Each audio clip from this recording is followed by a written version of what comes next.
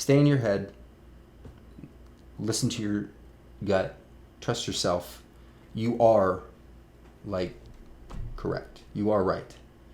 And what you think, you are right. And what you believe, you are right. If you believe it's true, if you believe it is true for you, if it's your truth, then it is veritas. Flying through the sky, here we're burning bright. They're never gonna stop us with the brightest light. Think about the times we nearly fell apart. Well, now we're so alive with the wildest stars. Spending every night with my summer breeze. Cool, young and free, pure energy. Playing all the songs that we wanna hear. 'Cause we could be dead in the morning. What is good, internet? It's your boy RynoRyder again. Welcome to week 4 for the RynoRyder vlogs. Thank you so much for watching. I am still working on this. The main thing I wanted to jump in and show you, and I recorded something yesterday that I'll include, so you'll have that as well. But I am now transcribing this outline into treatment form. Now, as I complete each phase and move into the next phase, basically I go linear through the story. And so I'm just going through the story over and over and over again, and each time just peeling a more detailed layer back, more detailed. Broad strokes, go thin, I mean, it's how anybody does art, I think. Painting, music, I would have some assumption that you kind of start with a general idea and whittle it down to details. This is just how it works. I do not suggest that you sit in front of a final draft and try to screenwrite. I suggest you do exactly what I'm doing because it's so binary, and it's, even for me, as someone who gets his fix off of doing this is my favorite thing in the entire world, it's still a lot of work and process. And I still, even though I know the system works, I still at this point say, it's kind of overkill. Like, do you really have to do all that? But then I wipe that away, and because the one time I tried to do it, 1 or 2 times I tried to do it without doing the full treatment first, just didn't produce as good of a quality of product. The hurdle to get over is this. I now have one of these for every single chapter, beat for beat, outlines the entire story. This is basically a treatment. There's no dialogue really in it, a couple lines here and there, but this is basically a treatment. It's in a messy form, so it's a little bit hard to read, but it's not like I'm presenting this to anybody or need to turn it in for notes. So I could very, very, very easily start writing the screenplay based off of this. But I don't. Instead, I type it all out here. This is 5 pages. I type it all out here first. As you'll see, it basically reads as you would write a novel or book or something like that, with 0 dialogue. Just says the character would say or character tells. I'm going to include this in the description below, along with this, and maybe even the first chapter of the book. So you can see the chapter of the book, how I broke it down to this, and then how this translates to this. And so my plan is I'm going to do one of these for every chapter. There are 11 chapters. This treatment is a full 5 pages. The reason I wanted to jump on and point this out is that most screenwriters, if they do write a treatment, is the same number of pages as this treatment that I did for the first chapter, of my screenplay. There is no chance in hell that anybody can write a great screenplay with a 5-page treatment. And you might be able to write a good one, and through revisions and notes and other people's ideas maybe and things like that, and if you're really good at editing and have a good strong grasp of the story and a great idea and great characters and all those things, you can elevate that good script to be really good, but you will never write a great script. writing a great script, writing a great novel, writing any great piece of literature takes an ungodly amount of planning, unless you're the 0.001% of just natural, God-given, brilliant level talent of writing, just like myself. You know, if you're like me, then you don't have to do all this, and you just write pure fucking gold from the get. But I'm doing all this for you, and I want to show you guys how to write great screenplays, and so I'm forcing myself to go through all these steps in this process in order to show you guys. I could literally just sit down and write pure gold. I'm kidding, by the way. You know, I spend a lot of time, as much free time as I can. I don't consider it free time because I think, I mean, it's where my passion lies. It's educating the next generation of filmmakers and screenwriters and entertainers and creatives and all the sorts. And if and I talk to a lot of them and engage with a lot of them, and maybe one of you watching right now, maybe I've actually engaged with you either on Reddit or Facebook or YouTube or anything like that. I've read scripts. I openly read people's scripts if they send them out to me. You know, I care. I truly care. What I'm seeing is dog shit though. And like I said in my video, you all out there need to level up. Right? So, this is me trying to show you how to level up your game when it comes to screenwriting. Specifically, if you have a book or a novel, or you acquire the rights to somebody's novel, or you go and find the rights, like I think Philip K. Dick's, all of his stuff is public property, you know what I mean? Like, look for a story and then run it through this filter, and if the story is already great to begin with or good, you can produce a great quality screenplay using this process. I'm convinced of it. Now, how do I get all that out of my head and put it into a digital something that you can use and process? That is one of my life-term goals. I don't know, that's it. So let's go. Welcome to the RynoRyder Vlogs, week 4. What up, vlog? Hopefully you can hear me. There's some construction or something going on in the building here. But there it is. I wanted to jump in real quick and just tell you that process that I was doing in terms of breaking down the novel into a screenplay, I finished. We start here with Beckett's, we then go to Morgan, Tommy and Brent next, then we have Daniel, Aziz, Ryan, ding, Anthony, Josh, Max on the corner, and then we finish it out with Ashley. So these are all the chapters, and like I said, these are all the chapters in the book, 11 chapters, 11 characters, each one has is told from first person perspective, so each one has the character doing some voiceover. The most I've seen voiceover done in a movie off the top of my head that I can recollect would be like Goodfellas.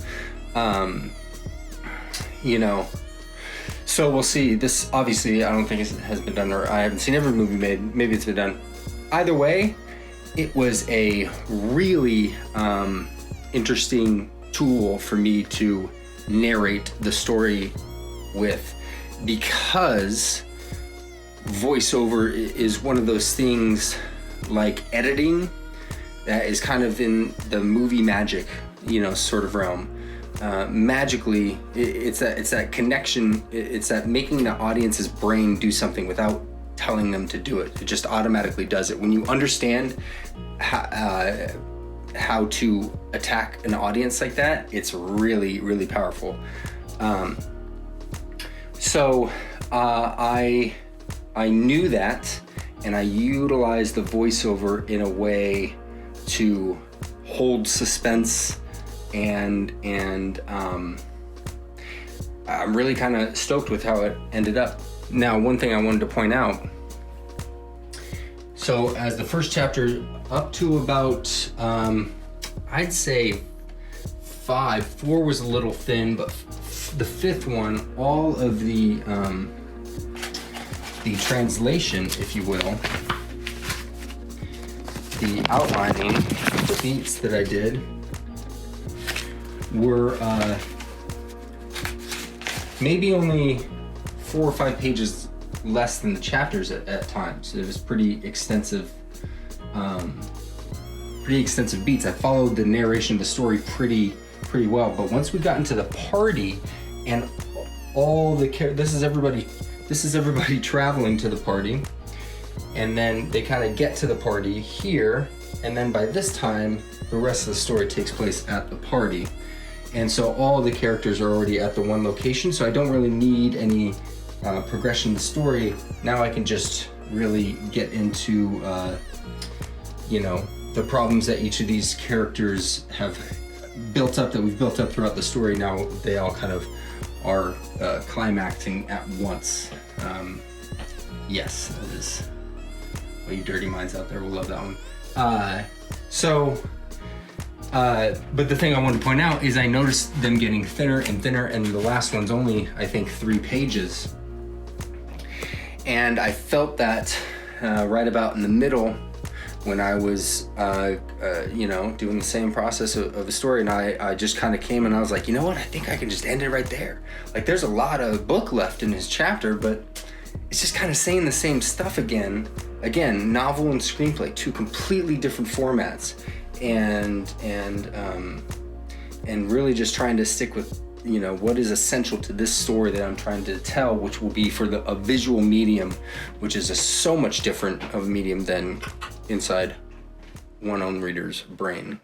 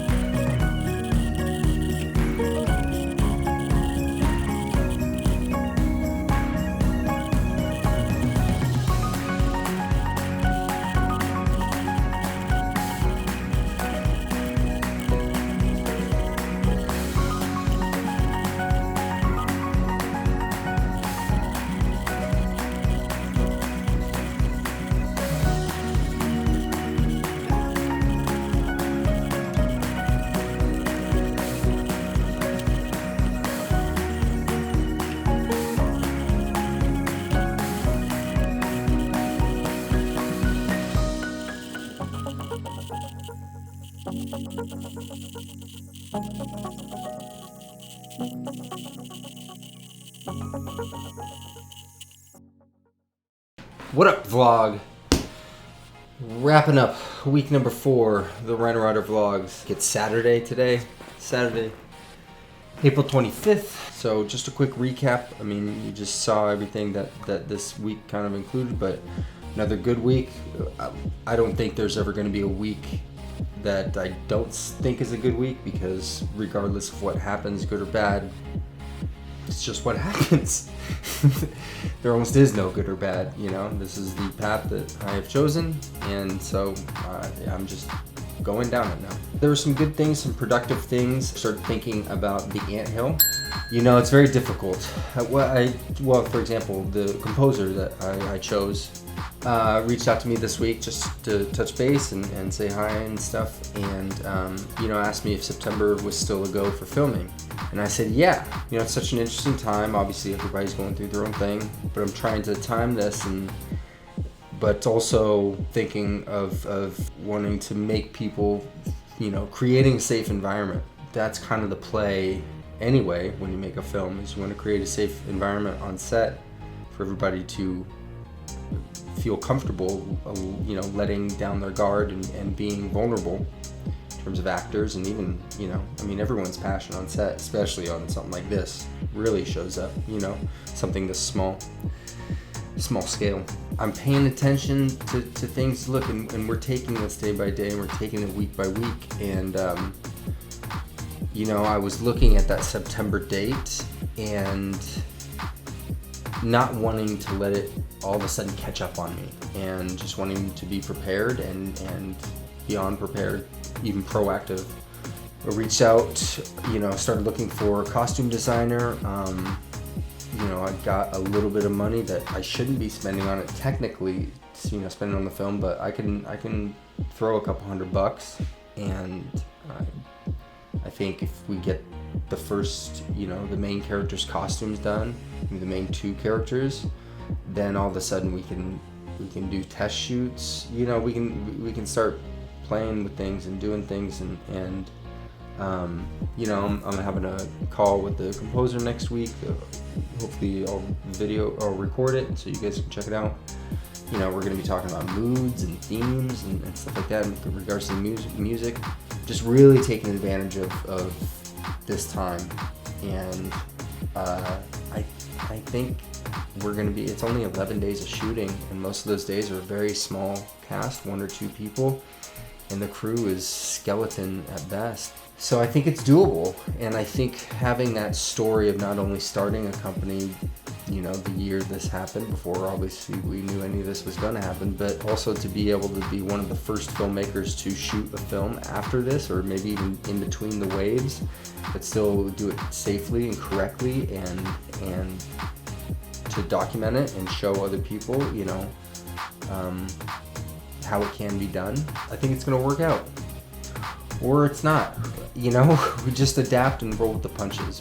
And, you know, plans are great to have if you're able to adapt. I am like a fucking chameleon. I can adapt to any situation.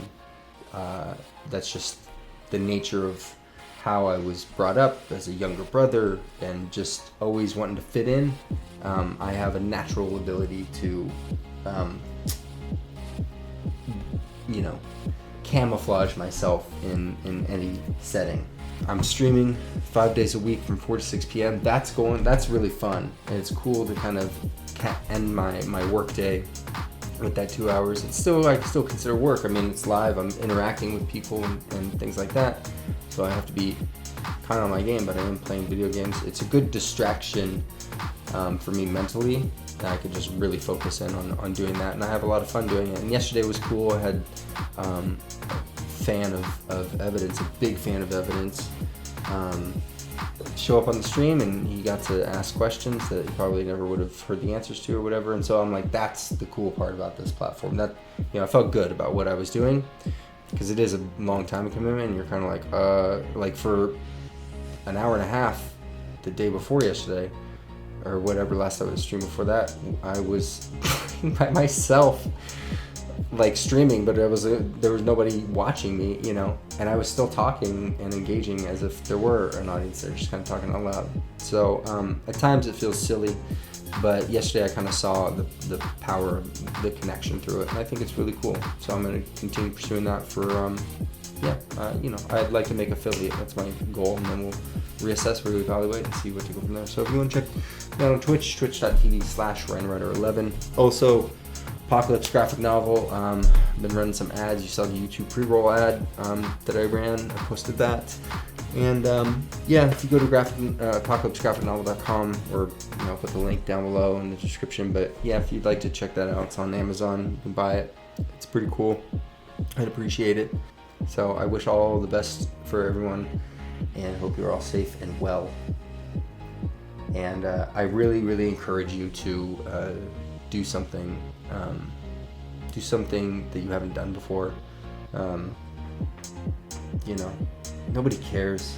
Like, nobody really cares about you or what you're doing. Like, yes, people care, but nobody really cares, you know. So the majority of you aren't doing something because of those that are immediately next to you. So I just encourage you as much as I can that if those are the people that are stopping you from wanting to do something like this, or anything creatively, or just say your things and share your voice and connect with people, you know, then maybe it's time to reevaluate those that are closest to you. And unfortunately right now you may be quarantined with those people, and you know, cannot avoid them.